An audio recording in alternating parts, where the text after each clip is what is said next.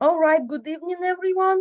My name is Elena. I'm Conos Analytics System Administrator for your class, and we're going to get started right now. The purpose of today's session is to help you get started with Cognos, show you how to log in. So here is the tonight agenda. We're going to talk about access and environment. We're going to talk about how to get started, how to navigate the interface. We're going to talk about data set versus data module. We're going to spend a good time on data preparation, data exploration, right, and etc. Okay, so now you might be wondering, what is Cognos Analytics? Well, it's a self-service and it's very intuitive. The data is uploaded, and as the data is being uploaded, it's identifying the relationship in the data. So it's gonna extract the insights about the data in natural language for you. So that way you can basically read and the insight and understand. You don't need to write any code like R, Python, or Java. It's just gonna interpret the data for you, and it allows you to do visual data exploration. You can drag and drop data fields on canvas, and it will produce the visualizations for you. It's going to recommend the visualizations based on visualization you're looking at right now. Then you might build interactive dashboards and stories, which we're going to cover in the next session. Then you might show data for individual visualizations. In other words, you can see what data is being visualized. In general, Cognos supports reporting, but we are not going to cover reporting in this course. All right, so in this course, we're going to focus on data explorations, right? We're going to focus on data pre-processing, data visualization, and in the next session, we're going to cover dashboards and stories. All right, so very important. Well, you'll be logging in to Cognos in the browser, right? So please do not use the browser back button because you may save your work. You may lose your work, sorry. You want to make sure your work is safe. So when you use the browser back button instead of menus to navigate, you may lose all your work, unfortunately. And deletions cannot be done, okay? Can I what? Remove the recording window? What do you mean, remove the recording window? Because I cannot see the presentation. Like there's a pop-up window in front of you need to click on it. It's a warning that you see about recording. There is a button that you need to click on it. Got it. Thank you. Okay, no worries. That's a new feature. They just added it. All right. So now the thing is here, deletions cannot be done. This is not your laptop. There is no recycle bin where you can retrieve things that were deleted and do undelete. You cannot. There is no way to undo the deletions. One thing to keep in mind is that all your visualizations become invalid permanently if you delete the data that you use as a source. You cannot copy and paste text from your PC directly. You have to use a clipboard tool, and I'll show you. Always save your work, and you want to start working on assignments early. Otherwise, it gets really frustrating. I know, things stop working and etc. Now, how do you access Cognos Analytics? First of all, you need to log into vdi.umgc.edu. Remember, this is a UMGC single sign-on, right? So when you logged in to Leo in one window, that should be easy because you just paste the URL and you're done, right? You're on VDI. If you're not logged into Leo or to your student email, you will be asked to enter your credentials. Those are the same credentials that you use to log into Leo. This is a single sign-on, right? Since I'm logged into my email, faculty email, right? I'm not asked for anything else. I'm just taken to this page. Then you're gonna see these shortcuts, right? Application shortcuts. And one of those shortcuts is for IBM Cognos, right? So you need to be enrolled in Data 610 to see this shortcut. And when you click on it, you're gonna click on open. That should do what? That should open the browser in the remote side. It's not your PC. It should open the Google Chrome browser on the VDI. And you're gonna see Cognos login screen, right? So now let's talk about the credentials that you're gonna use here. The way it's set up is that all of you probably know your student email. That's an email that you use to access Leo, right? So for example, suppose that your student email is msmith, right? msmith@student.umgc.edu. Then msmith is going to be your Cognos username. So your Cognos username is the first part of your student email. And your password is welcome. Well, I know, Mike, that I need to create your Cognos login. You need to tell me your ID after this session. Okay, anyway, so take a look at this. Password is welcome. The way I did it is that the word welcome, but because the password needs to contain at least one number, I changed letter E to number 3 because number 3 is located right above letter E in the keyboard. Then I put an exclamation point as a special character and I have an uppercase W. So this is going to be what your password. Everybody has the same password and the username is the first portion of your email, right? But instead for this session, I'm not using my admin account. For this session, I'm gonna be using a special account called demo. I have a special account that I set up for this session. Okay, and the account that I set up for this session has the same privileges as your accounts. Okay, come on, log in. Waiting. I hope they're not bouncing the system now. Okay, there we go. Now here, never save password in a browser. This is a bad practice, okay? Never do this. All right, so what is this? This is the welcome screen of the Cognos session. Yes. Oh, one thing I forgot to tell you is that today we're going to cover a lot of material.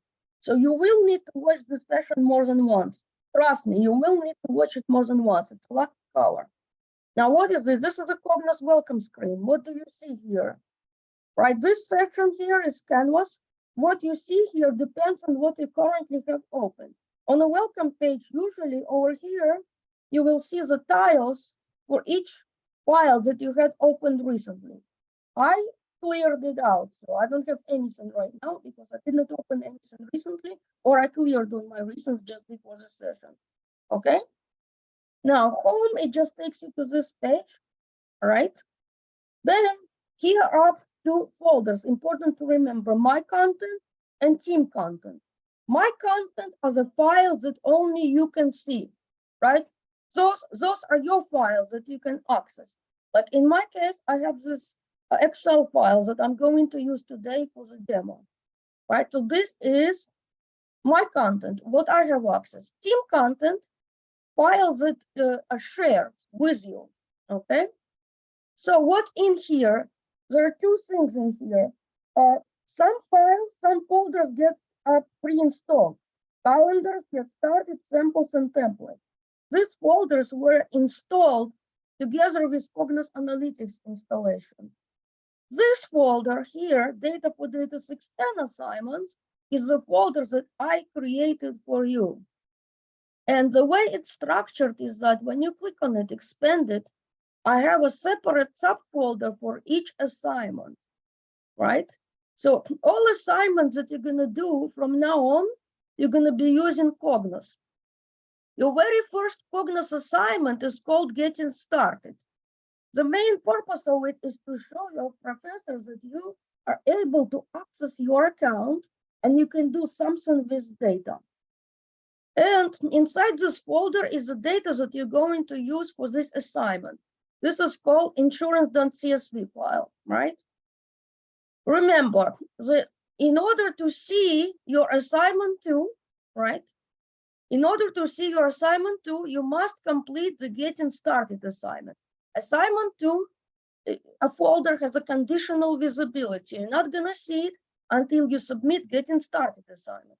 Even though the actual due date for Getting Started assignment is next week, you want to get it out of the way as soon as you can, because that gives you more time to work on assignment 2. And trust me, you need that time. So for assignment 2, you're going to be using Nashville housing data. The data is right here for you, okay?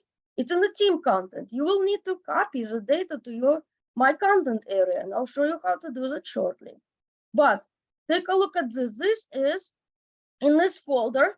You have several data sets to choose from for assignment 3 and 4. Assignment 3 and 4, you want to use the same file. Assignment 4 is a continuation of 3.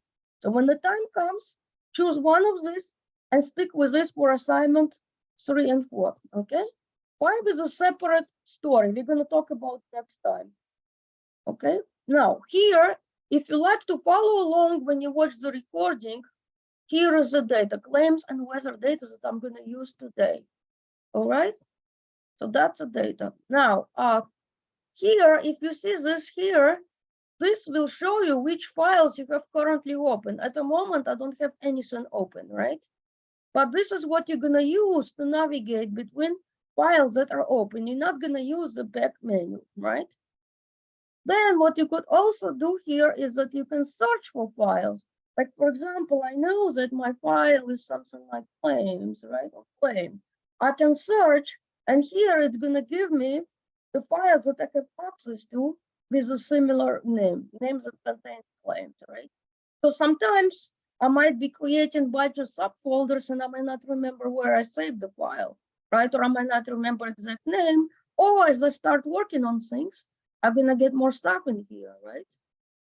Right? And of course, what you could do is you can click new and you can create folders and subfolders if you want to, okay?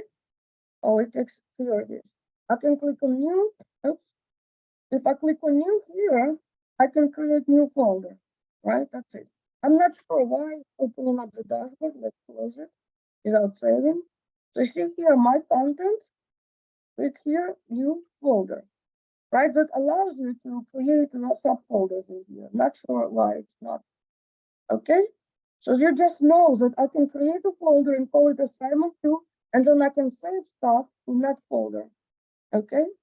So this is my content. This is the files that are for me.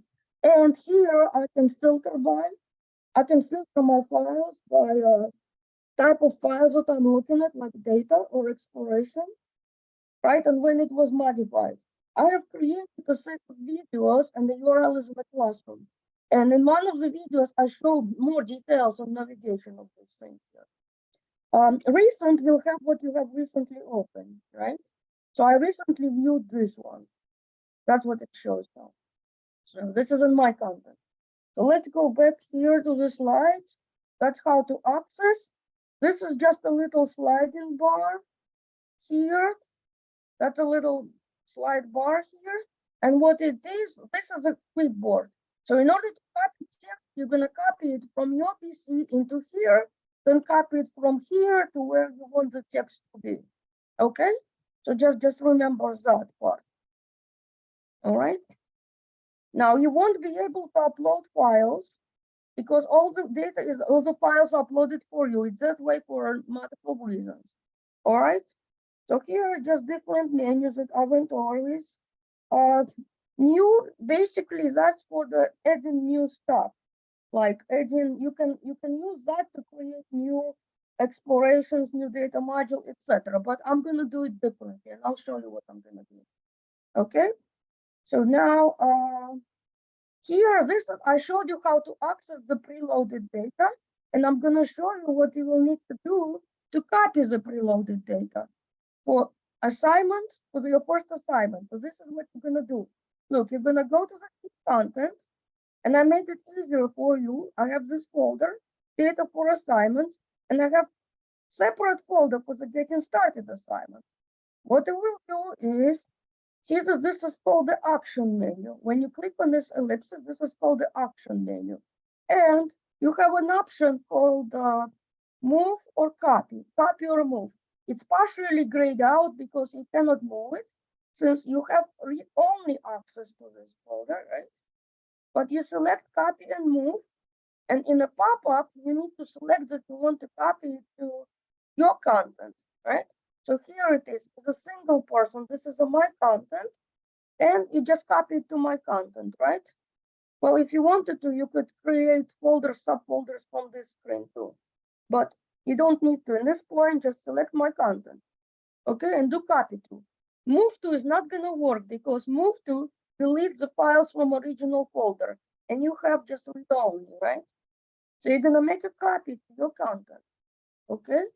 Then you're going to work from it. So this is going to be in my content. Oops, we are off. Here it is. This is the insurance file that you're going to use. Note that you're going to be using the straight CSV file, not the data module, but you're working straight from the CSV file, only for this assignment, okay? So CSV file, you cannot add any calculations to it. You cannot modify it, basically, right? You cannot apply any filters to it. But this is just for the first assignment. Now here, to close the filter, click here, okay? To collapse this panel, click here. Now what we'll do is, here is the data that I'm going to use for today's demo. It's called insurance claims records, right?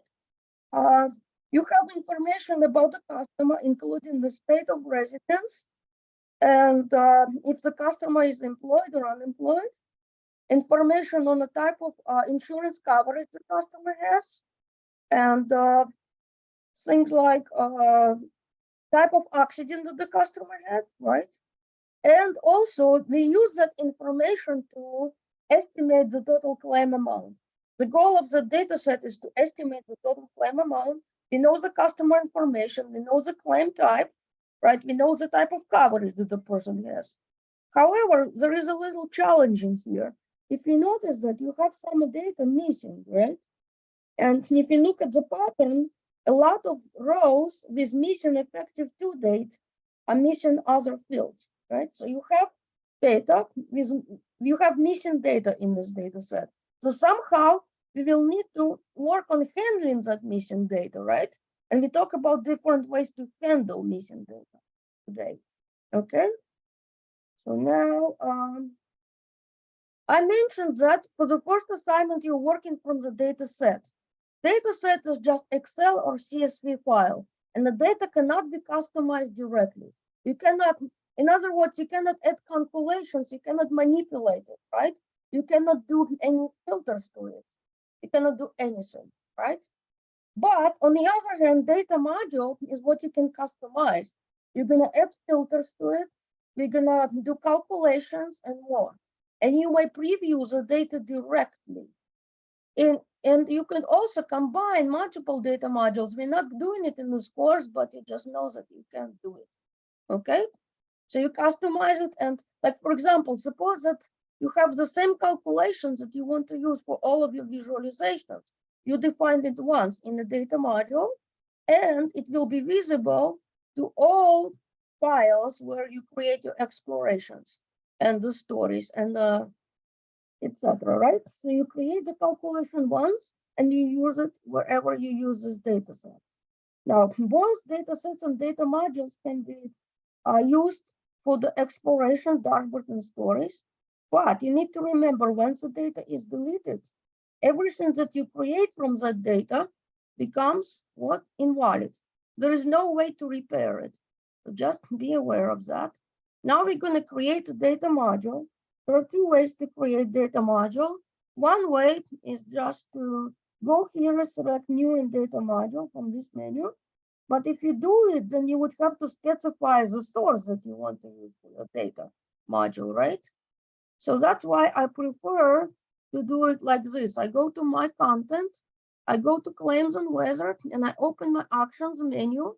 And from the actions menu, I select the create data module.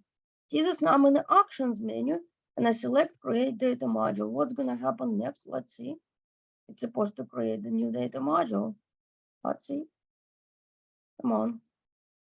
Don't tell me that it's not doing it. Oh, here we go. Now what it's doing it's loading the data, right? It's fetching data. This data module will be based on the data that's in that Excel file, right? Claims and weather. So this is new data module. What do I see in here? This is a file that I'm using as a source to build this data module. In here, you see the list of columns in this data, right? Each icon specifies the column type, right? Like, for example, I can click here, right? I can click here and I can look at the column properties. See this label, column label is the way it's displayed. It's a claim amount. In here, it shows if column is visible. See, it's not, the hide is not selected, it's visible. Expression tells you what field is being pulled from from spreadsheet, right? It's tracked claim amount, nothing is modified in here, but we will modify something later tonight. So usage, this is the measure, and then the aggregate property tells us how the column is being summarized. For example, if I was going to look at the claim amount per state, at a moment, it's just gonna take the total. It's gonna give me the sum of all claims in a state. That's not what I want, so I'm gonna do the probably average. Sometimes I want to look at average claim amount by the state, right? So, well, represent, sometimes if it's a location, it will pick up that it's a location, it just defaults. Now, comments, it's basically for you. You may add whatever you want about that field. Screen tip is the information that will show if you hover over the column. And advanced, this is basically, see this? If you see the support nulls value checked, it means that the column may contain missing data, okay? Some columns may contain missing data. If the support null values is checked, it's highly possible that this contains missing data. And this is a source. That's what we're using to pull the column from, right? Another thing is, notice that this row ID column is grayed out. Why? Because if you look at the properties of this column, it is hidden. It's just a hidden column means that it's not visible to the user when we do visualization, but the column is still there. You can use it as part of the calculations, if you will, right? But to unhide this column, you can just toggle it here, right? If you wanted to unhide this column, this is how you do it, right? So we talked about that now, and that's what I'm gonna do while I'm here for the total claim amount, the field that we're gonna be interested, I'm gonna change the aggregate to the average because we are interested in the average claim amount when we do the summary, right? We're not interested in a sum of all claims. And you also may access these properties here just by clicking on the column header and clicking properties. That's another way to access, okay? So now you know how to create data module, hopefully, right? So, and how did I get to preview the data? I have to tell you, I have to click here. So this gives you the preview of data. And very important, I need to save all my work, right? How do I save it? I click on a floppy disk, I can go save, and I need to give it a name, right? Well, and I need to save it where? To my content. And I'm gonna save it as what? Claims and weather data module, right? Data module. Okay, so I'm gonna save it like this, and I'm gonna click on save. Another thing that you may have noticed, come on, save. And I selected my content, it's important. You cannot save anything to the team content at the moment, okay? So another thing you notice that at the top you have this undo redo buttons, right? Those buttons are your friends. Well, I know you cannot undelete anything, but here, if you made a change that you don't want to keep, you can do undo or redo. Those are the last few changes, okay? Now, here, this is the name of the file. When the last change to the file is not saved, you're gonna see a little asterisk next to the file name. And regarding the navigation, see this? This here, you click here, it shows you what you currently have open. Welcome, clicking on welcome takes you to the welcome page. Clicking back on this file name takes us back to this file name. There is no need to use browser back buttons, right? You can access it like this here, okay? So next thing. Okay, column general properties. I just talked to you about the properties, right? And you can show hide column from users. Remember, showing hiding is not the same as deletion. When you delete column, it will no longer be available anywhere, and all calculations where you use that column become invalid, right? But hiding the column is not available to users for visualization, but it still could be used as part of calculations in the data module. And here I just spelled it out. Identifier columns is a columns that are good for grouping, right? It's mostly the categorical column. A measure column is a numeric data, right? An attribute is a text column. It's not an identifier or not a measure, okay? But sometimes they could store a geographical location. For example, when the data was uploaded, it picked up the states of geographical location, right? So here are different aggregation types, such as known, average, count, distinct, and count, distinct, maximum, minimum, and the total, right? And data types are usually inherited from the source, and usually you cannot edit them, okay? So comment is an optional comment description that you can put in, and a script tip when you are doing visualization, if you hover over the column name in the visualization, that's what you're gonna see, right? That's optional, okay? So now we're gonna talk about the data preparation. What's data preparation? It involves showing hiding fields. You're gonna add filters. You're gonna handle missing data. So how do you handle missing data? Well, it depends. As I may have showed you before, you have a lot of data rows that are missing data if effective due date is missing, right? Average effective due date. So what we're gonna do is we're gonna create a filter to remove all rows where effective due date is missing. So that's one way. Removing rows, it's one way.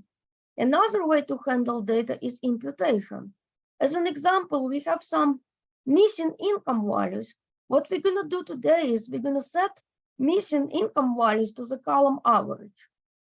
If you have a column where most of the values are missing, you can just hide the column, or you can treat the missing values as a separate category for categorical columns. I have created a video where I show how to set the missing value of the claim type, I believe, yes. It's set to other. It treats missing values as others for categorical. Well, then sometimes you may want to handle outliers. You may add calculations, you may add data groups and navigation paths, right? So now we're gonna look, well, I just showed you how to hide the column, right? It just checking the properties, right? So it's easy. Now we're gonna talk about adding filters. In Conos, remember there are two types of filters. You have the embedded filters, right? And you have the selectable filters. What is a filter? Filter is a condition, it's an expression, okay? It specifies a condition that must be true, right? For the rows to stay. There are two types of filter. The embedded filter is a filter that gets applied to the data set immediately, right away. I defined it and it's applied. The data that does not match the specified condition is filtered out. Selectable filter is a filter that you can turn on and off. You may choose to use it for visualization. Like for example, if I want to look at my personal car claim amount, right, for the small vehicle, there is a certain subset of data that I want to be visualizing on frequently. I want to define the selectable filter, and then I want to apply that filter every time when I have to use it. I don't need to redefine it. So that's a purpose here, right? So, and you may define multiple filters on the same data module. The filter can be defined at the table level, right? It can be on a whole table, right? Specify multiple conditions, or it can be defined on a single column, right? So we're gonna start with embedded filter. So what I'm gonna say here is that I want to make sure that all the rows that I have effective due date, right? So what I'll do here, I'm gonna right click and I'm gonna do this manage filters, right? And instead of selecting a column, I want to select the expression editor. I want to select expression editor. Then I want to click on add filter. What is the expression editor? Let's take a look. So in here, I have a list of my columns in the data, right? So I can just drag and drop the column name. Like for example, in this case, I want to say effective to date is not missing. So I'll just find it. If I don't see the column right away, I can just do the search. This is the effective to date. I can just drag and drop my column, right? Here, this is a list of available operators and available constructs. Like in this case, I want to say it's not missing, right? So what I can do is I can click here and effective to date is not missing. I can just drag and drop, right? So this is a condition for the data that I want to receive. And then I need to also provide the filter names that will make sense, right? Let's say must have effective to date, right? Let's say this way, must have effective to date. Okay, effective to date. So that's the name of the filter, okay? I just created a name, and this is effective to date is not missing. Now what you need to do is you want to validate the syntax, which is, it should be correct. You're gonna see the green check mark, right? Once you validate it, you're gonna click on OK. Yes, I'm aware of a little slowness, and the system will be bounced afterwards. But this is effective to date is not missing. The expression is valid, and I'm gonna click on OK. And immediately, the rows that don't match those conditions will be what? Filtered out, right? That will immediately filter out the rows that where effective to date is missing. So now take a look at this, and I'm not gonna see any rows without effective to date. Okay, so let that load. And also you want to save it. Do you see this little asterisk? It means that my last change was not saved. Always save your work, okay?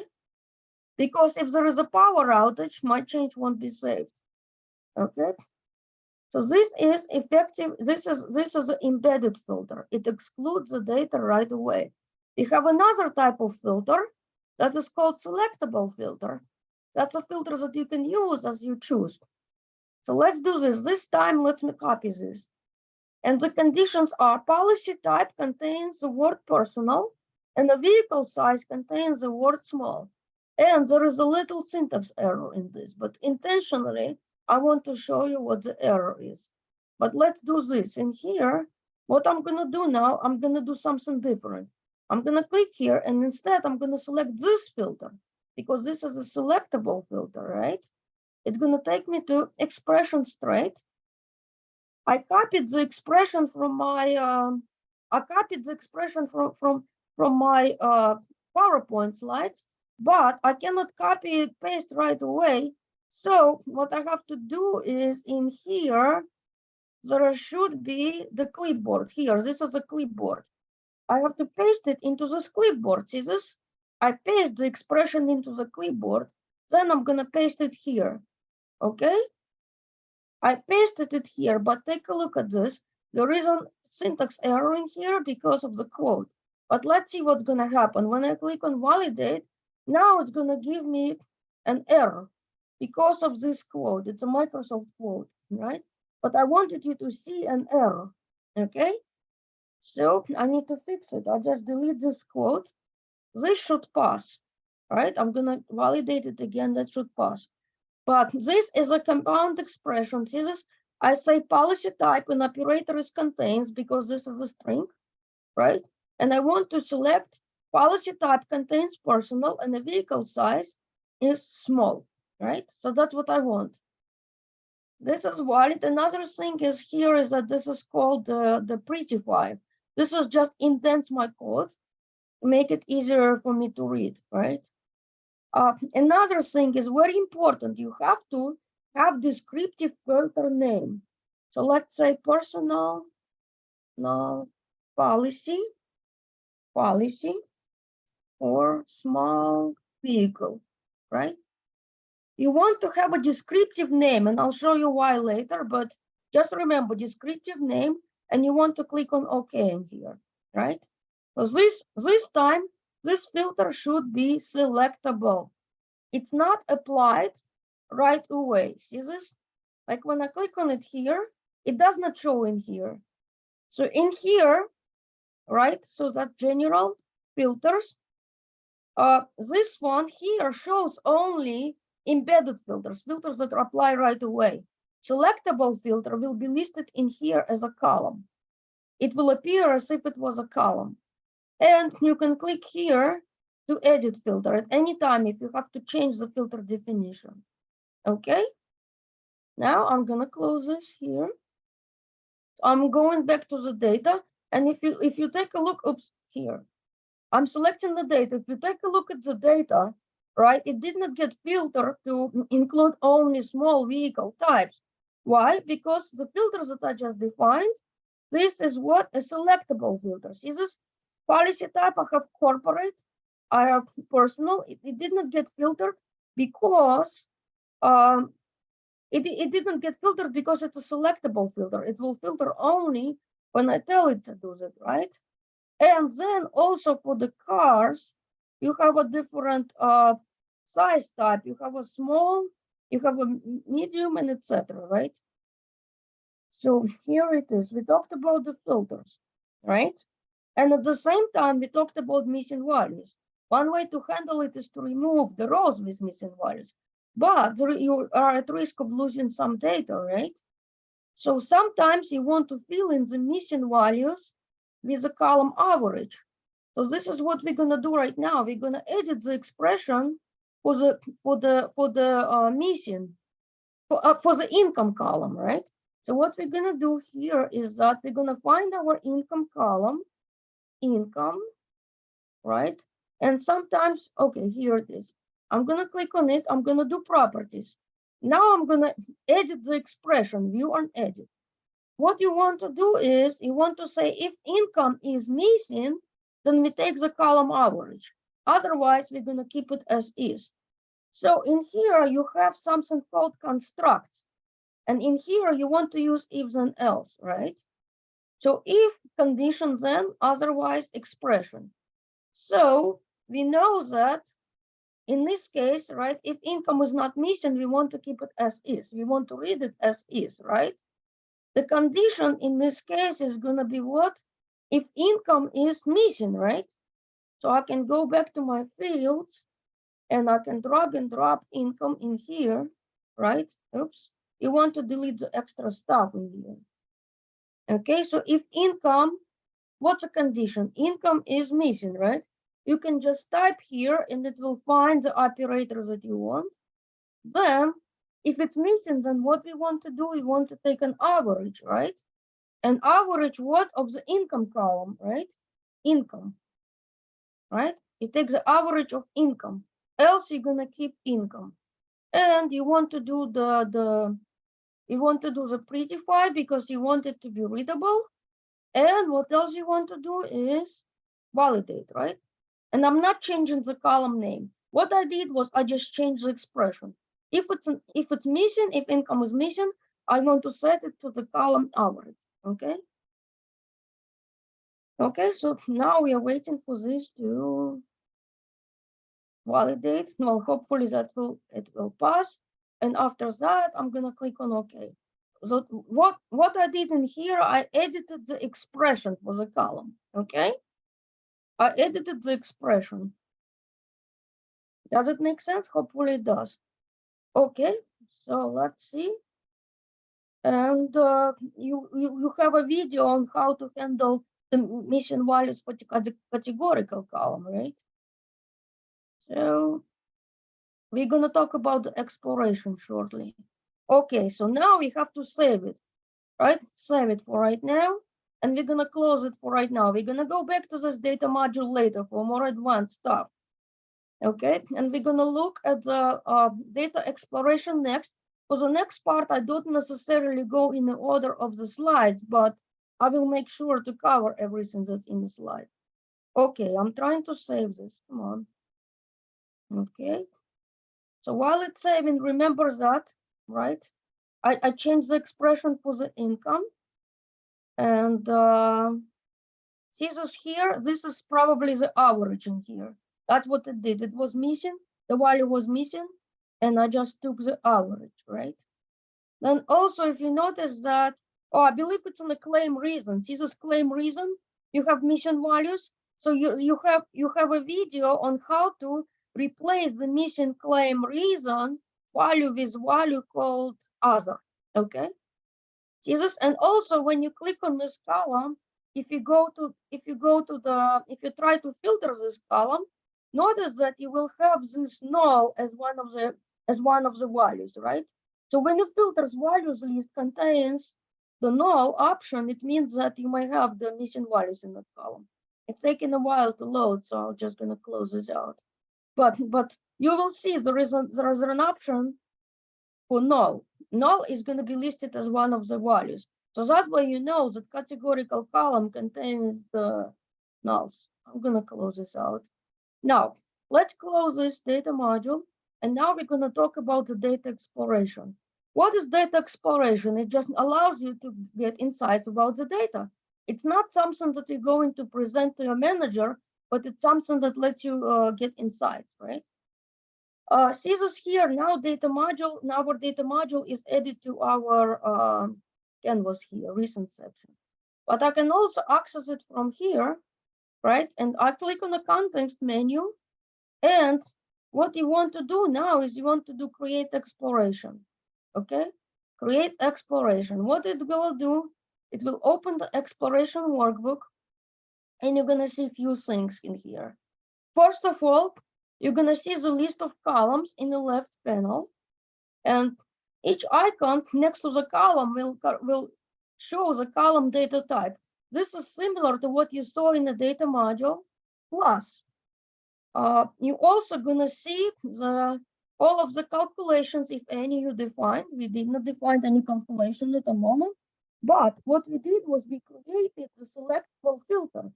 Now, if I did not use the descriptive name, there is no way to tell in here how I defined my filter. There is totally no way without going back to data module. So it's a smart thing to use the descriptive names for all your filters, okay? So see here, this is the list of my columns, and each icon corresponds for different data type. One thing I don't see is that the columns that was hidden, right? Remember the grayed out column name? I don't see it because it's hidden from the view, right? So those are just the columns. And similarly, I can define my calculations and etc., right? And I will show you calculations later tonight. But let's minimize this. Take a look at this. What is this? This diagram shows you the potential relationships in your data. Each column is represented as a pin in here, right? So if I hover, see this? This is total claim amount. And it tells me here, it tells me the list of potential target column. Like, what am I interested to explore? Total claim amount is the first one is picked up. I could just look at the claim amount. I could look at monthly premium amount, but this is a good choice in here, right? I want to look at total claim amount. I want to estimate the total claim amount, build a model that will predict my total claim amount. So see this? And then I look at the other column, for example, employment status. And the arc that joins these two columns, I hover, and the arc thickness tells me the strength of the relationship. So in this case, see this like this arc here is the relationship between employee status and income. Relationship strength is 50%. So this is a total claim amount, right? And when I click on this, look what's gonna happen. In here, it's gonna give me the initial visualization. Those are the visualizations that I might be interested in based on the columns that I selected. And if I select two pins in here, this list of suggested visualizations will update accordingly, right? And when I add visualizations to my exploration workbook, it's added as a card, right? So what I could do is I could pick any of these visualizations, and I can click on this plus sign, and it will add these visualizations to my exploration workbook, right? So you are asked to add initial visualizations in assignment 2, I believe, right? Assignment 2, you're looking at the house value. So you're gonna see when you click on the house value here, right? Instead of total claim amount, you're gonna see a list of suggested visualizations.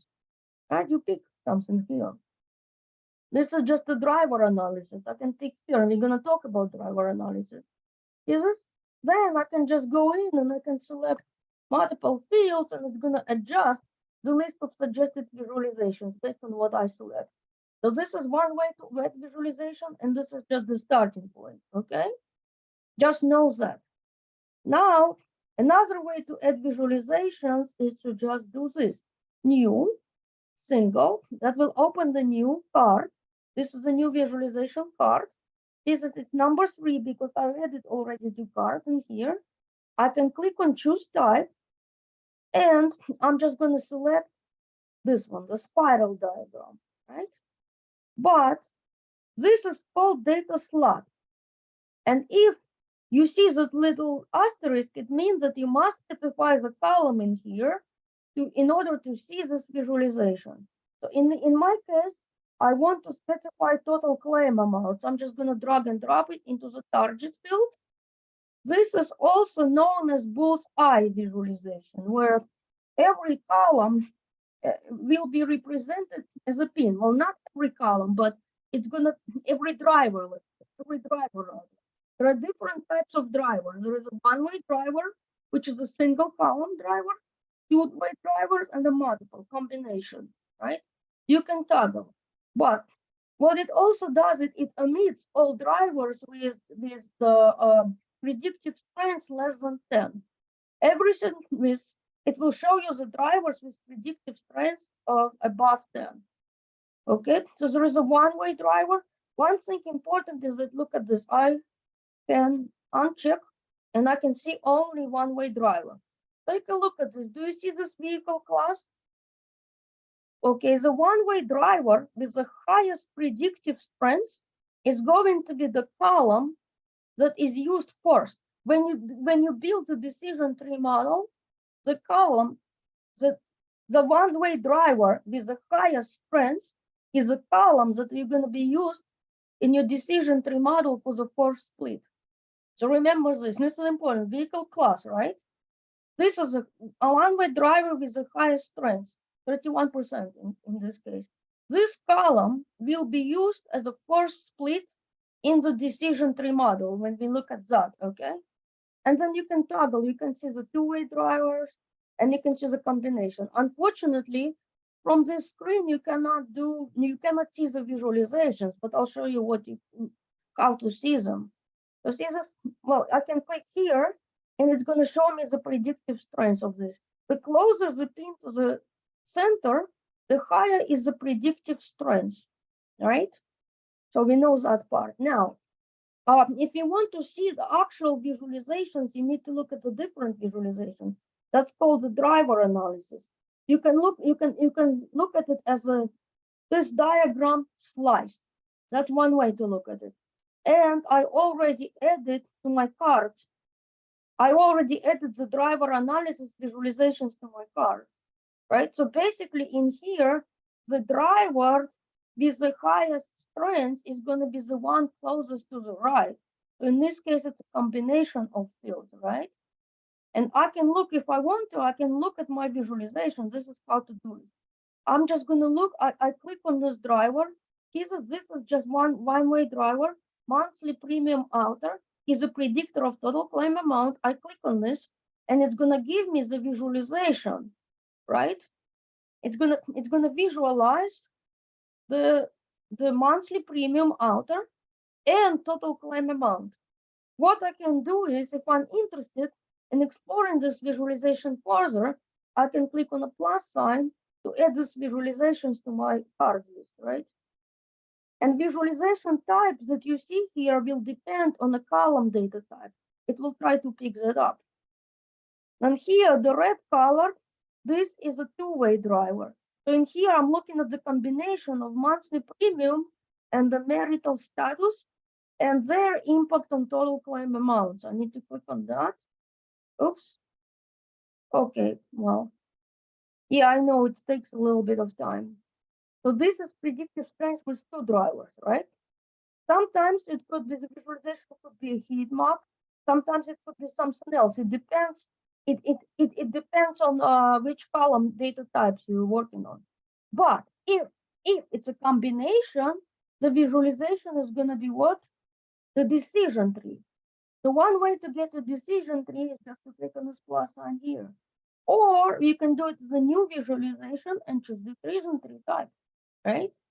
And specify the target like I did for the bullseye visualization. But let's do this add card. Let's make it easier. Well, okay, so this is going to be our decision tree. And since we're here, we're going to talk about the decision tree. So what is a decision tree? We are trying to determine the set of rules, if you will, or the set of car profiles, right? How do we, what rules do we use? What actually determines the average total claim amount? Which factors? How do we estimate the total claim amount based on the information that we have, right? So first of all, you may close these panels here, close this panel here, just to maximize it. You may collapse sections of the tree. Notice that the tree consists of what nodes, right? You have a root node at the top, right? Then you have the branches, right, until you reach the leaf node. All right. So to estimate the average claim amount, you need to traverse the tree starting from the root node. But I'm gonna collapse it right now to make it easier for us to look at. So here, what you have, this bar, this here represents the entire data set. It tells me that I have what 9,136 records, and this is the average overall average claim amount, and gives me standard deviation. So this is the whole data set. Please note that if data set contains more than 10,000 records, it's gonna randomly pick the sample. It's gonna pick the random sample for you.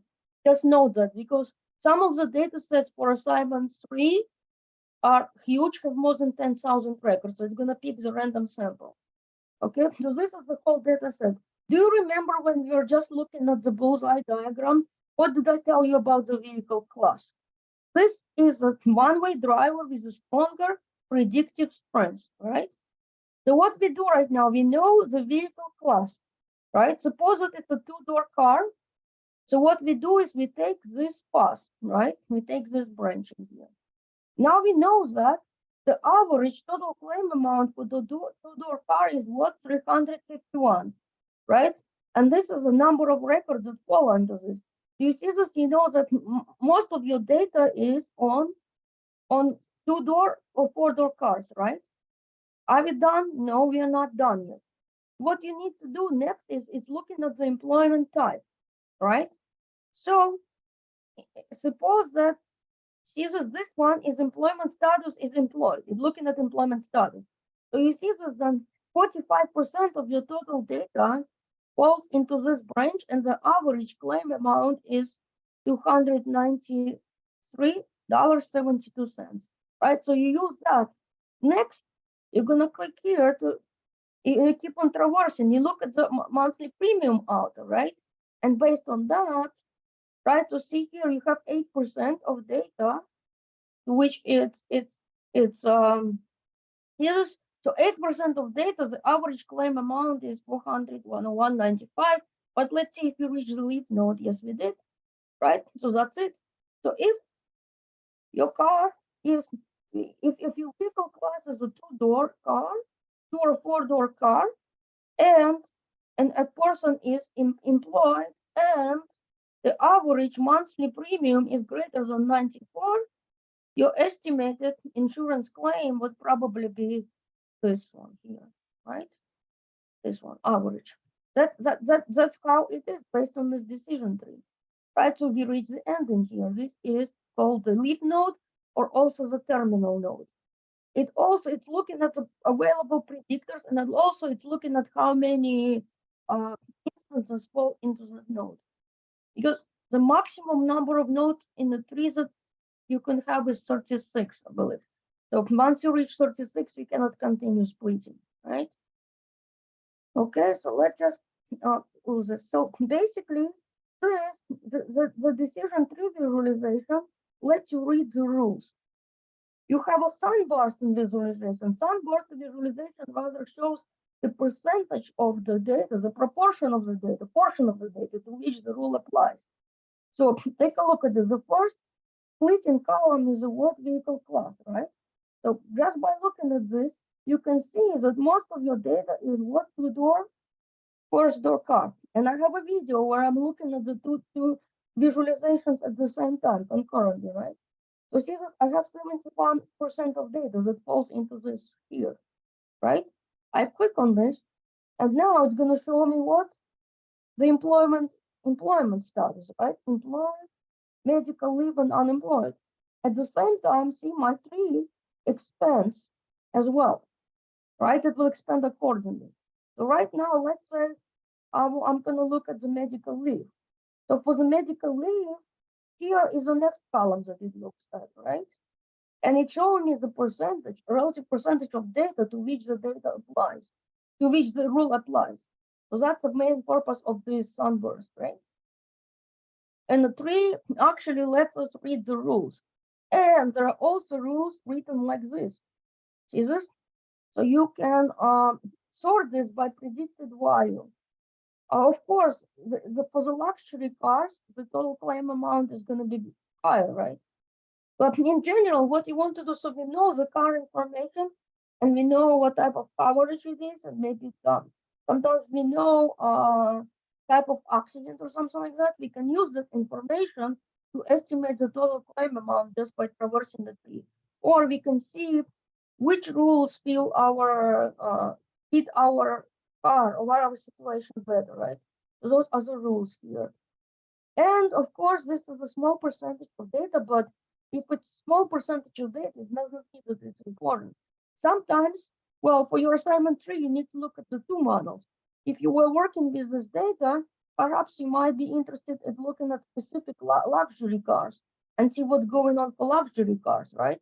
You could apply a filter to it, something like that, right?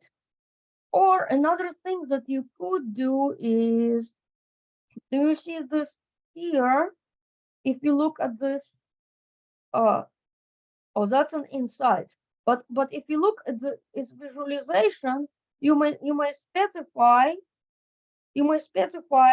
which field you want to use as a predictor, right? This, I click here, I can click on edit drivers. And if I want to, I can remove some of my columns from the drivers, right? Like for example, I'm predicting total claim amount. There is no reason to also look at the claim amount. And I can go ahead and I can uncheck it, right? I can find the claim amount here and I can uncheck. See this? I can uncheck. Or also sometimes if I have a calculated column, I can select it, right? If I want to. So let's see, let's click OK. And then my model will adjust. So that's what you need to do for the assignments where you're asked to do two models.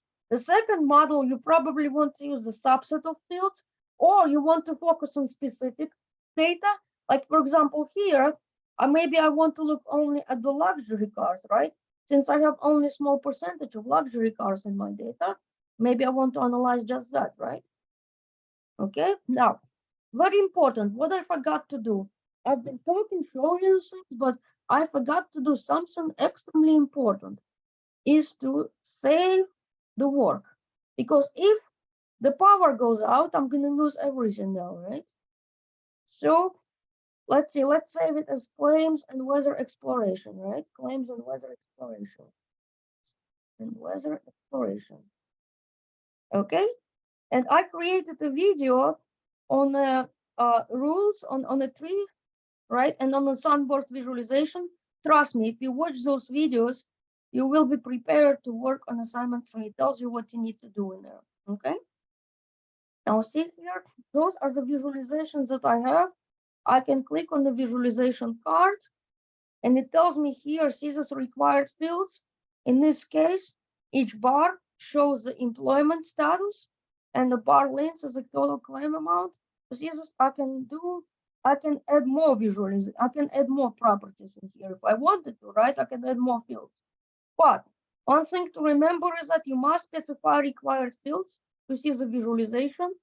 Then when I click here, I see some insights, but please do not copy and paste this into your paper. Try to understand what visualization shows you and try to paraphrase, okay? So this is just the summary. What you could also do is see this based on what I'm looking at, it gives you some set of related visualizations that you might be interested in. See this?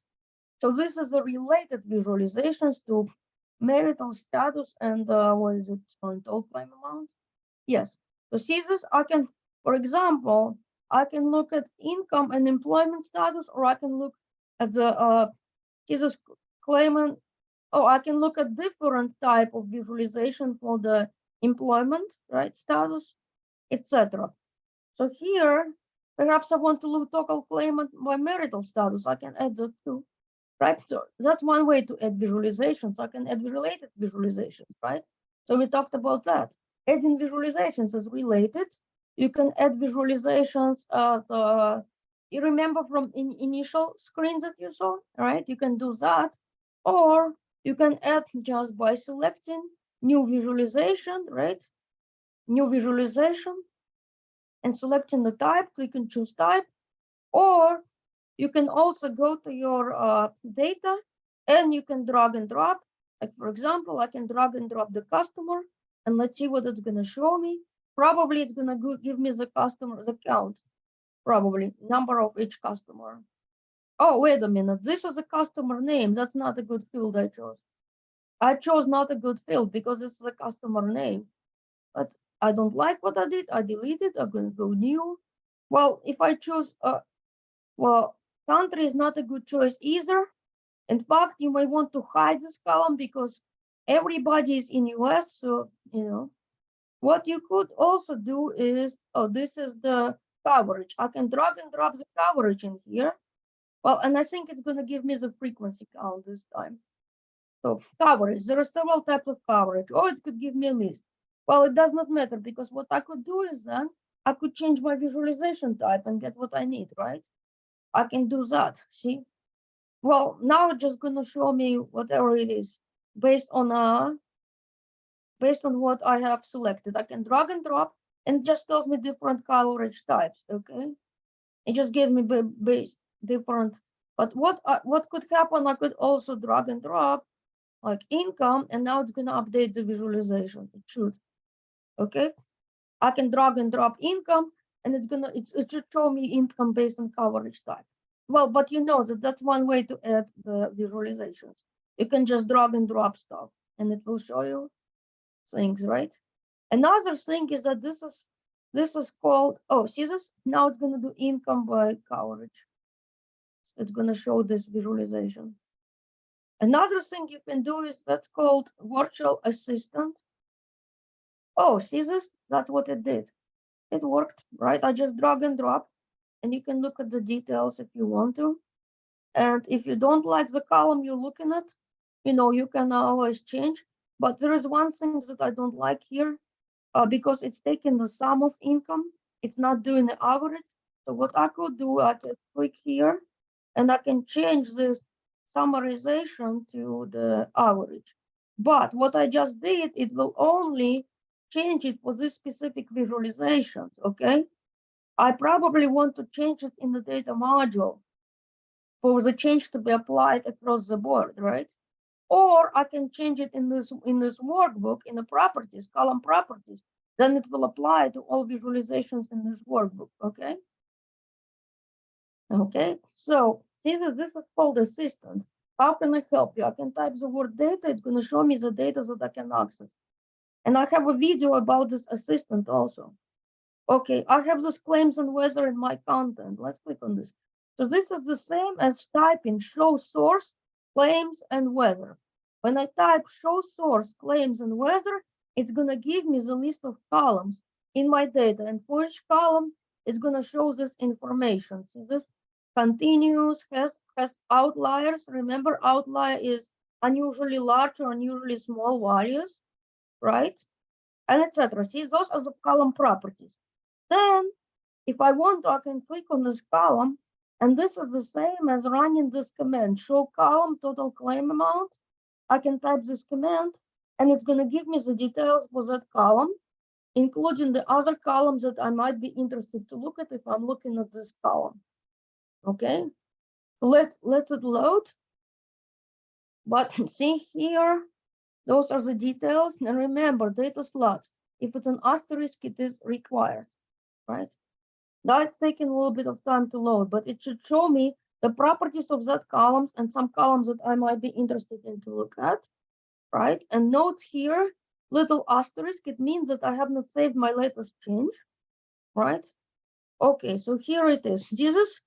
It says that the field, some interesting fields for total claim amount. So you can explore something, you can explore them in more details. Or you can take a look at what influences column total claim amount. So probably let's look at what influences column.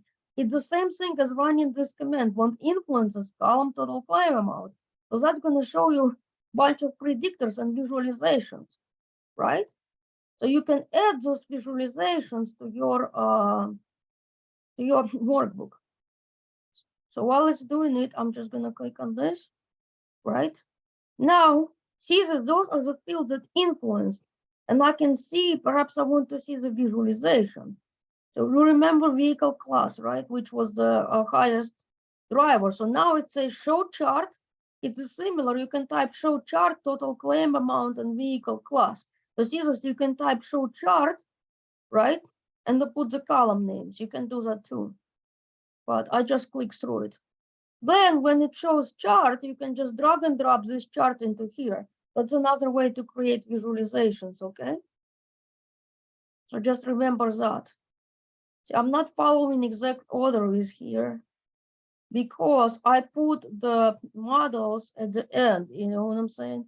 And this is just the exploration interface that we looked at the different parts, right? So you can add new card, you can look at the visualizations library I showed you, right?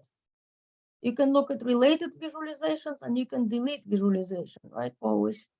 Well, okay, see here, I can scroll through the list of visualizations that it gave me, and I can choose any of them for my workbook, right? I like this one, for example. Oh, but I'll have to fix it. I'll show you. Okay, so I'm gonna go ahead and I'm gonna do, I can drag and drop here, but again, there is a problem.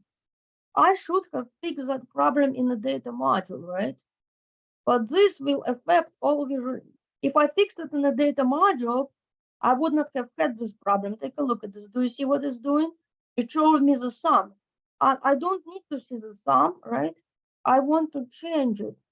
Oh, one way to change it is to change it here. Is it summarized? And you can change the summarized to the average. So you can change it here, right? In the properties, you can click here to change it, right? This is on the sum. You can click here. That's what I did before. Or you can go here and you can find this total claim amount, go to the properties, right? And you're going to change the, summarize it on what? On average, and click choose, okay? This change will affect all visualizations for this column in this workbook. The better way to change it was in a data module, okay? Because we want this to be applied to all files where we use it visualization. But well, for right now, let's just save it. Okay, now, so I showed you several ways to add visualization. Next thing, we're gonna look at the navigation possibility, but let's see. So that's just a visualization, right? I showed you how to add visualizations, right? So see that those are the, in the beginning, you get the suggested starting points and you can just add them as a visualizations we talked about. We talked about dragging and drop fields, right? We talked about the customizing visualizations. So those are the data slots. You can change fields that you use to visualize. And you can also do what? You can apply the filter. See this? This is a visualization. And earlier we talked, I wanted to look, I told you that I wanted to look at small claim amount, right? So if you look at this, there should be the filters that we defined earlier, right? I should be able to filter the data based on that. Not sure why I don't see it, but we created the filter, selectable filters that you can drag and drop and apply here. I will have to recheck, okay? Because I just saw it. I just saw it when we loaded this data module. I just saw it and I showed you that, right? Let's see. Okay, let's do this. Let's save. Okay, because earlier, remember this, I had this filter and I could just drag and drop the filter to here, and it will filter my data to show only the small vehicle, right? Let's close this. Well, no, let's hold on. Let's look at another topic first, and then I'm gonna see I'll see what's going on when we get back to our data module, because I believe I saved the change. Okay, so I'm going to go back now. Oh, okay, so I'm looking at, oh, here it is. I'm sorry, guys, my fault. I was looking at the data that is used as a source. Okay, now I'm looking at the right thing right now. Take a look at this. This is a visualization, right? Total claim amount by vehicle class. Now what I want to do is I want to apply the filter, right?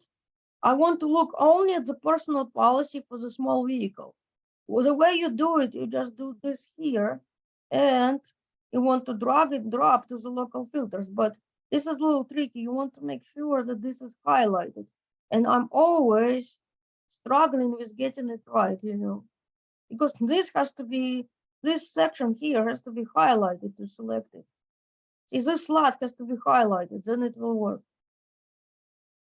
See, you have to highlight it and drag and drop here, and the data will adjust to the conditions that you specified in the filter. See, sometimes I'm struggling with getting it to work. See this? Let's see. Come on. But see this local filters in here, you just drag and drop, and it will do the let's try different visualization. It makes me sometimes upset. Okay, let's look at it. This is income by coverage, right? So I can do the same thing. I can go to this filter, local filters area, and I need to go here, and I just need to drag and drop this here. Oh, here it is. See this? It works now. See this? If I want to look at the personal policy type with a small vehicle, I just drag and drop my filter here, and it will adjust the visualization accordingly. I do not need to define this filter for every single visualization. What I do is just drag and drop. I define this filter once in the data module, and then I just drag and drop. See this? Now I go to another visualization, and I want to use it here, right? I want to apply this filter here. Do I need to redefine it? No, I don't. I just go drag and drop. Okay, here it is. I drag and drop, see? That's it. The filter is applied. That's it. I don't need, I only defined it once, and I use it wherever I need to use. Now I'm going to save this. That worked. Next thing I was going to show you is probably navigation passes next. We talked about relationship diagram. We talked about this, right? We talked about embedded assistant. Okay. This is more to get the column information. Oh, and you can do, when you go back, see this is saved. You can rerun the last commands just by clicking here. This will rerun, and click and enter. This will rerun the command that you ran before. But if you click on this, it will reset all the commands that you ran, okay? So just know that. Another thing, don't worry about pins. We're gonna talk about next time, okay? Now, so here you can also navigate between cards like this, right? Up and down arrows. We talked about this one to view the column details, and you can use visualization. What influences, do remember, you can look at what influences, and you can look at the visualizations for that, right? We just looked at it. Navigation path. Basically, what's navigation path? It's useful for the hierarchical data. Like, for example, you have a state, and within state, you have a location code, right? You want to drill down. Well, maybe another example would be to look at your data 610 data, your performance. So you have assignment, right? I want to see the average grade for assignment. First, I probably want to look overall average grade on assignments. Then I probably want to look at the specific session for data 610, right? So the next level would be the session. Then I want to look at specific assignment number within the session, right? So that's a hierarchy, hierarchical data. Another example would be to look at something by year, by month, then by day, right? Location is a good example, good choice for the hierarchical data. So in here, we have a state and location code, right? So let's create this navigation path. Now, again, you can create navigation path in this exploration workbook. It will be available only for this exploration workbook. It won't be available anywhere else, right? Or you can create navigation path in a data module, but let's just do it here. I can click here. Then I'm gonna find my fields, and the fields are gonna be what? The state. And then after the state, I'm gonna do the location code, right? I just drag and drop, and it's gonna name for me. It's gonna name this for me. See this? So now what I'll do, I'm gonna click OK. So that created the hierarchy, right? Now what I'm gonna do, I'm gonna click on new visualization. And in this case, I'm gonna do the heat map, right? Or the tree map, it shows parts of the whole. And what I'm gonna do is the area hierarchy, I'm gonna select the state. And I created the video for you where I'm what I'm doing is that I'm doing this 3-level. Here and right now I'm gonna do 2-level hierarchy, but I have a video where I'm showing you this 3-level. Anyway, so here I want to look at the number of customers, right? For each state. So I'm gonna drag and drop the customer here. I want the relative size to be the number of customers, right? Well, let's see what's gonna happen. I want to summarize, but I probably want to look at, well, it depends here. Are you want to look at number of claims or are you going to look at number of customers? Well, if it's a number of claims that you keep count, if you want to look at the number of customers that you want to keep, you want to summarize the count distinct, right? Well, that depends on you what you want to do. But see here, these are what the state codes. And I click here, I can see the data being visualized. Is this? So this is a state code, this is the customer, but in this case, we need to check how this field is being summarized, right? We need to check the properties here to know what is it doing. Oh, well, it's doing count distinct, so it's gonna show me the distinct number of customers in each state. Okay, no problem. Is this? Now what I can do is I can drill into specific state. So I just right click here and I select the drill down. That will show the locations, right? It's going to the location code and it will show me the number of customers in each location, right? So see this? This state, Missouri, it has several locations, 3 locations, and this is the number of customers in each location. See this? Visualize data. And then I can preview the data in the whole data module and not the data in Excel file. See this? I can preview, right? And this is just so if I want to go back, I just click here, right? It will take me back to the top. So that's a hierarchy. We talked about that now, right? So I'm gonna save this. Let's see. That's a hierarchy. And it gets named for you based on the fields you selected, but the names are editable, okay? So navigation is a path, basically. You define a path and you can use it to drill down in your visualizations. So here it is. See, this is what we did. But in this case, I selected Iowa, and those are the breakdown inside Iowa. And I'm showing you 3-level hierarchy in the video that I created. Next thing is a calculation. We're gonna go back to our data module. The thing is, if you add some calculations to the data module, they will be available in this exploration, but you will need to close and reopen the exploration. Remember, in order to see the data module changes in this exploration, you need to close and reopen when ready. I close it, right? What do I need to do now? I need to go back to my data module, right? So it's here in the recent. I click on action menu and I just select edit, right? See this edit data module. I'm going to edit it now. And what I'm gonna do is right now I'm gonna create a calculation. We're gonna do a few things now. Calculation. First of all, the basic calculation would be this. You have a monthly premium, and suppose that in my analysis, I want to look at the annual premium, right? Well, what could I do is I go, well, before I do this, there are two types of calculations. I need to mention two types of calculations. One type of calculations are called embedded calculation, where a value is stored with each row of the data. A value is stored in each row of the data. There is also something called standalone calculation, where it is stored once, not with the actual data. So first, we're going to focus on embedded calculations. So we're going to add the column, right? So what I could do is, well, probably an easier way to be here because, well, I want this. I have monthly premium, right? So let's do this. Let's click here and let's say, let's add calculation, create calculation.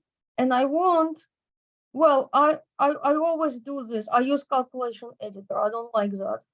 So what I'm going to do is I'm going to do monthly premium outer and I'm going to multiply by 12 and I'm going to call it as annual, right? Annual. Easy, right? I wanted to do something simple first. Well, this is annual premium outer, and what this will do is it will add another column called annual premium outer. I just multiply this by 12, and I'm gonna do this. Click OK. Well, let's see what's gonna happen. It's supposed to. I did not validate it, but I'm assuming it should be working. Come on. Click OK, and it's supposed to close this and save. Not sure what's going on. Well, okay. That's gonna save this. And it's supposed to add it as a column. Come on. Well, I don't like when it's, oh, okay, good. It's cooperated. Good. Now it added the column called annual, okay? Well, it added it as a first column. The first column is gonna be, right, the values are gonna be whatever is in monthly times 12. Very easy, right? Now we're gonna do something different.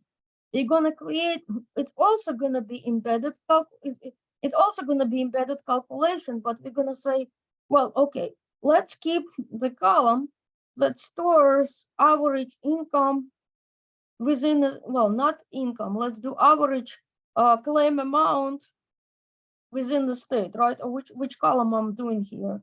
We can do anyone. Oh, that's a data group. I did not spell it out here. So perhaps I want to track my average claim amount or something like that. I want to track average in the state, or maybe average income in the state, right? So if I want to track, like for a customer, right, I have an income and I want to track the average income for the state where the customer resides, right? Well, what I could do is this. I can go to here and I create the new calculation, or it may be easier to go to the income field and do this here, calculation, right? Create calculation. Then I'm gonna do this, use calculation editor. And what I'm gonna do is I'm gonna do like state average, right? State average income. Then over here, what I will do is I need to use which function? Average, right? So the function, the summaries, and I'm gonna do the average. Okay, average what? Income, right?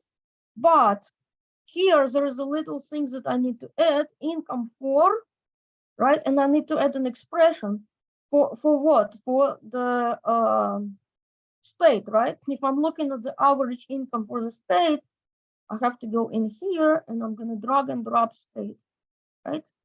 So for each customer, I'm storing the average income of the state that the customer is in. I don't know why it's doing like this. Okay, so let's see, let's validate, let's see if it's valid. That should be. It's average income for the state the person is in. Oops, expression is not valid. Let's see. Let me redo this. Average income for state, so that's average. And I'm gonna do what? What column I'm doing? Income, right? So that's income. And then I'm gonna do the state. Income. And I'm gonna type 4. or I can just pick anything. I can do the gender or I can do the state. That should work. Not sure why it fails. Okay, well, let's see if it does now. Let's see if it validates. I'm not sure why it's asking for the underscore here. Well, let's see. Now it should not fail at least. Okay. It should not fail. Then we're gonna click OK, and it's gonna add another column, and the column is gonna store the average income for the state where the customer resides, right? And this is what, why is it embedded calculation? Because the value is stored in each row, okay, in each row of data. But sometimes, suppose that for my visualizations or something like that, I need to store a single value of our overall average income, right? I'm interested to know the overall average value of all income. Do I need to store it with every single row of my data? No, right? I don't. So what you can do is you can create something called the standalone calculation. I click here and I click on calculation, and the calculation name is going to be overall average income, right? Average income. So that's going to be overall average.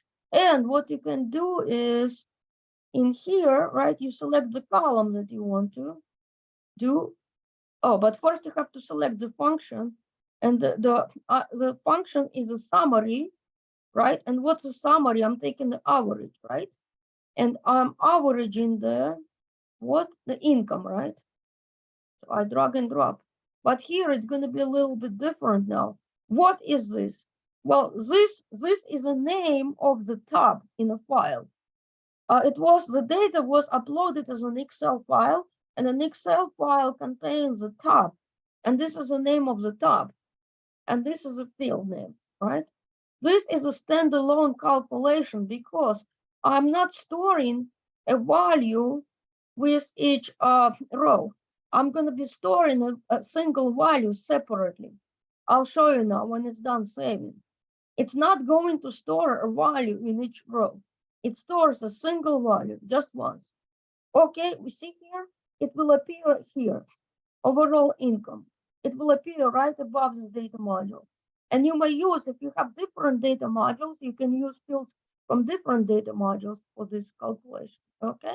Well, just know it, all right? So you've got your column, that was the filter. So we got that.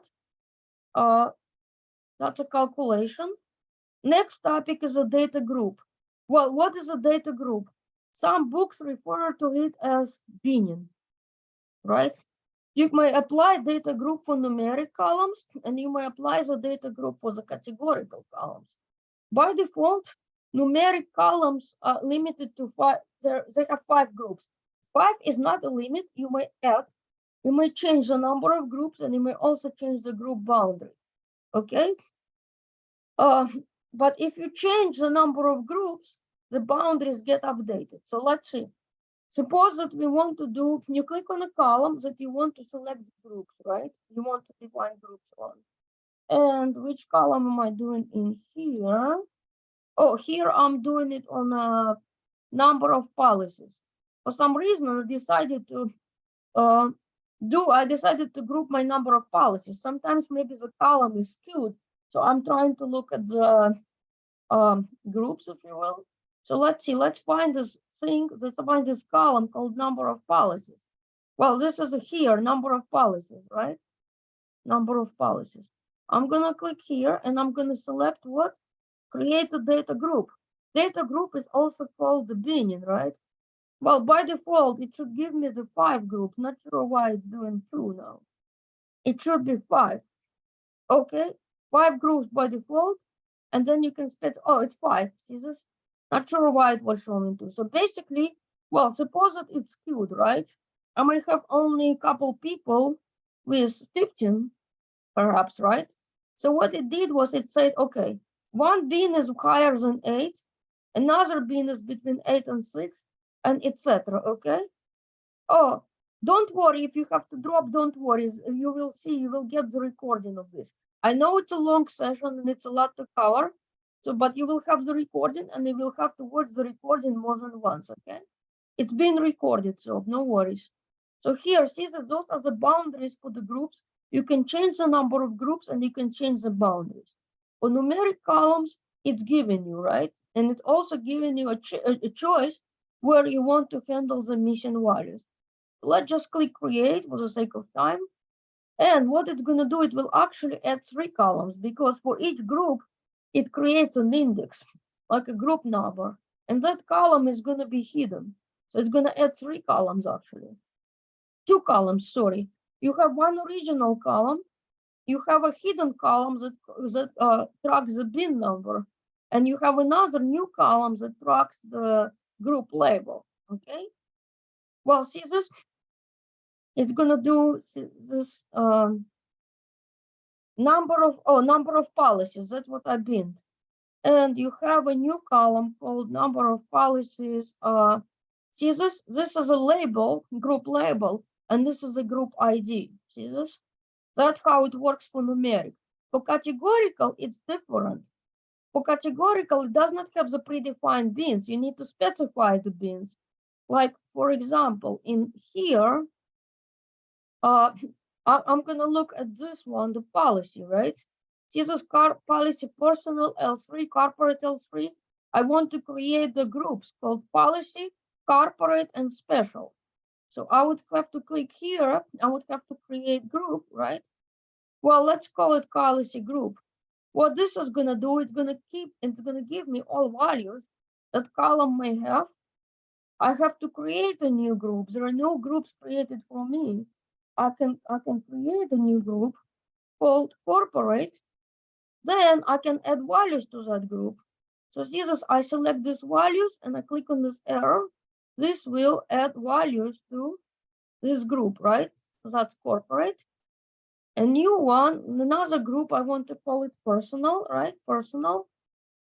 And I want to add these values to personal. So I just select them and just do click and a click, right? So that's personal. And another group is a special, right? I physically have to create my groups and have to add values, right? There is nothing done for me by default. I need to do it myself, okay? Well, that's the main difference. And also, the column, only one column is added that shows the group label. There is no column that shows the group index, okay? Then here it just shows what to do with, if I have the new data, right? Something that neither of these, what to do with it, right? It's just that. Let's click OK.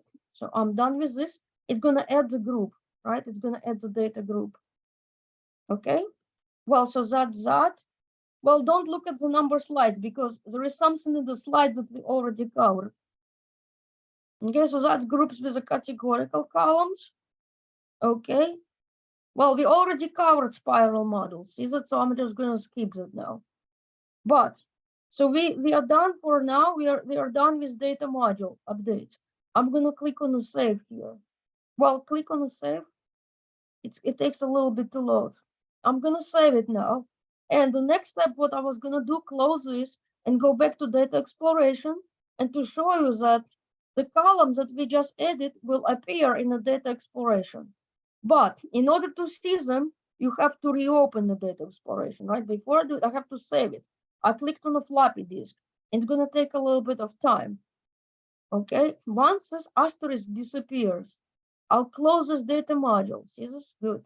I close this and I'm going to go back to my data exploration.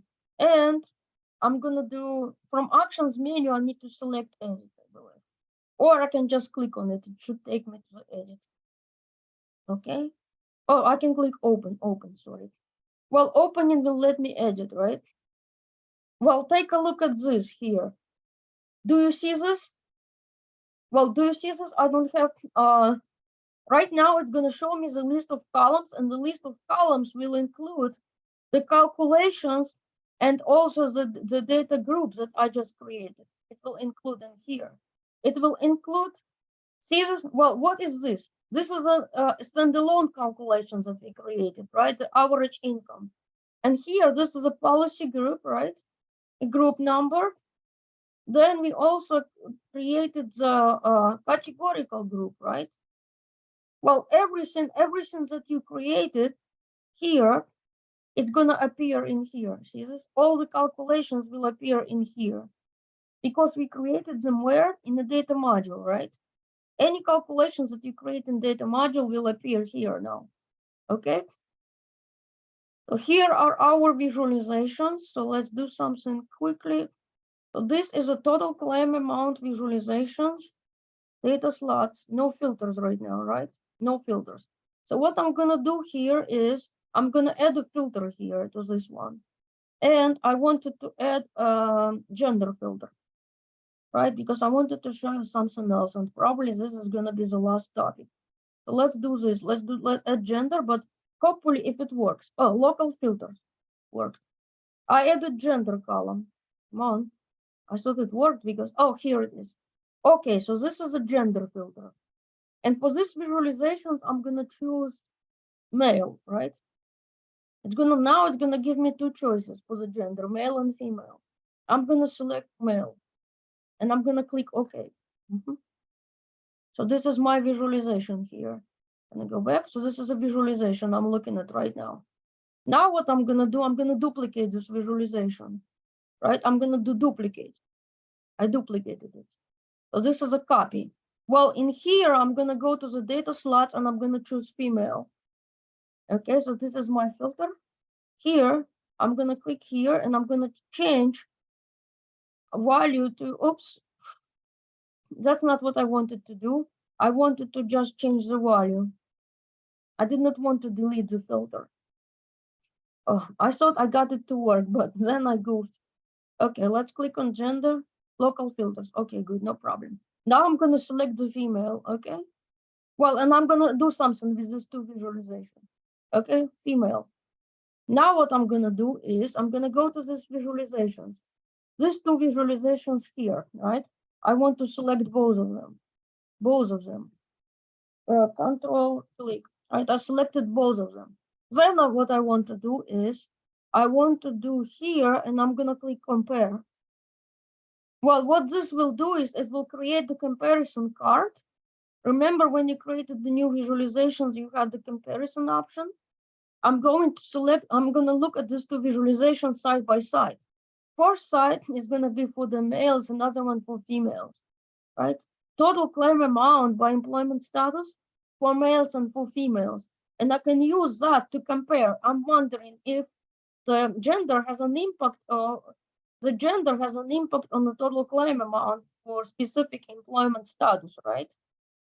Then I can select one data point in one, and the same data point will be selected in the other. Well, see this, I can highlight.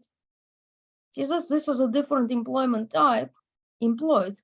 Well, does the total claim amount for employed male it's the same as a average total claim amount for employed females? These are not, right?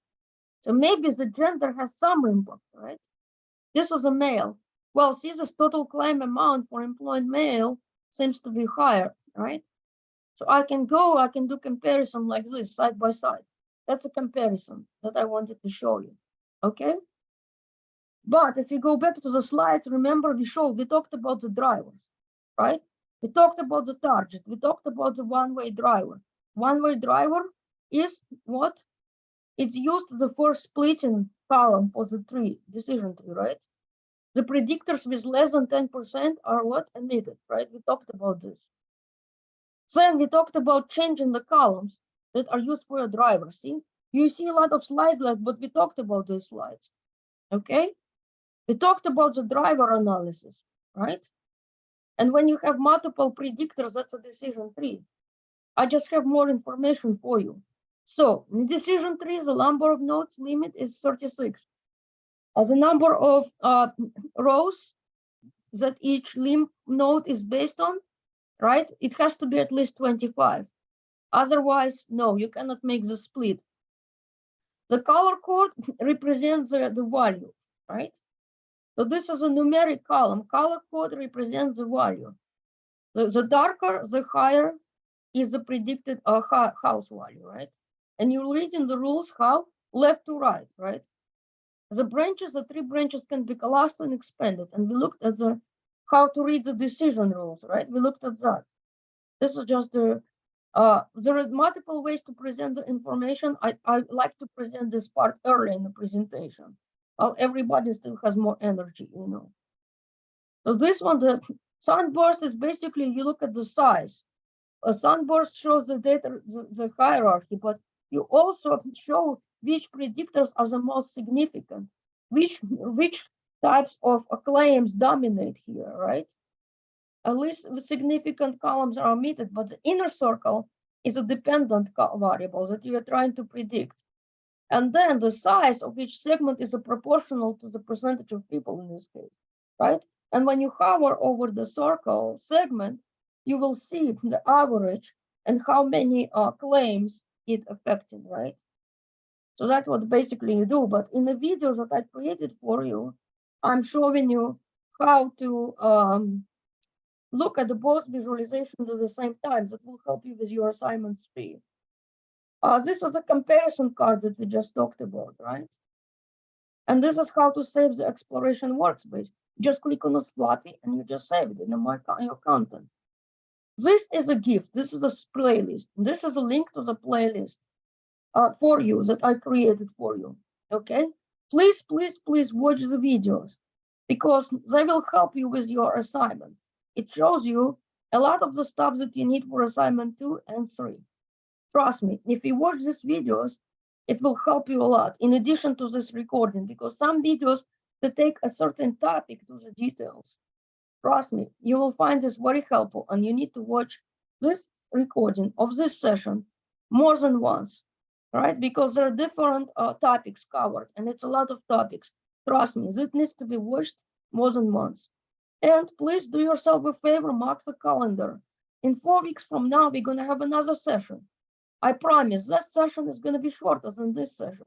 But still, what we're going to do is we're going to cover how to do the dashboards. We're going to cover the stories and how to work for your group projects, how to share data. Okay. So that's going to be in 4 weeks from now is April 5th. Please mark your calendar at the same time on April 5th. We're going to have another session. Okay. So right now, are there any questions for me? Please. Anything you want to ask quickly before I go to go? Anything that you want me to clarify? I know everybody is tired, but I still want to throw this opportunity for questions. Anything? I don't have a question. I just have a concern. Like it's a lot of information. Yes, and you need to watch it more than once. Yeah, that's the only concern I have. But I mean, definitely you explained everything so much in detail. Like it helps a lot. So thank you for that. Yeah, so that's the purpose of this session. A lot of information is thrown, but you will get a recording and you need to watch it more than once. And there is also a playlist, yes, because we don't have like a book for this. And some of the stuff that we're showing, it's a solution. So basically there is no, you don't find it in the documentation how to explicit steps to handle missing values. And I'm providing a solution for you. Like how can we define that filter? I kind of like had to sit down and figure out. A lot of the stuff here is a solution that you need to understand and apply to your assignment. So that's basically this. And you need to watch this recording more than once. So that's an intense, you know what I'm saying? Sometimes when you're reading something, you need to read more than once to fully understand. So first time you watch it now and you get an idea of what's in there. And then you can like watch each topic in more details. And you have a short videos playlist that would help you more details in a certain topic. It's a lot, I realize. So that's why we are not covering the stories for another few weeks. Okay, I promise. Next one is going to be shorter, but it's still something that it will help you to attend in person. Okay, I mean, not in person, but to attend the session. So please make sure to mark your time, book your time to make yourself available. Try at least. Okay, I will record, but it's better to attend the session, I think. Okay. I know it's a lot and we are aware, but you have this recording. You will watch it more than once. I'm not expecting to remember all of it on once, you know. Okay? Anything else, folks? Anything else? Well, if there are no more questions, no more comments, I'm going to end this session. I'm going to end the recording. And this is a long session, so recording is going to take some time to process. I will send you to your professor, I will send the link and I'll send the slides as soon as it's finished processing. Okay? So I'm going to stop the recording. I'm going to end sharing. And I want to thank you guys for making time to attend this session. All right?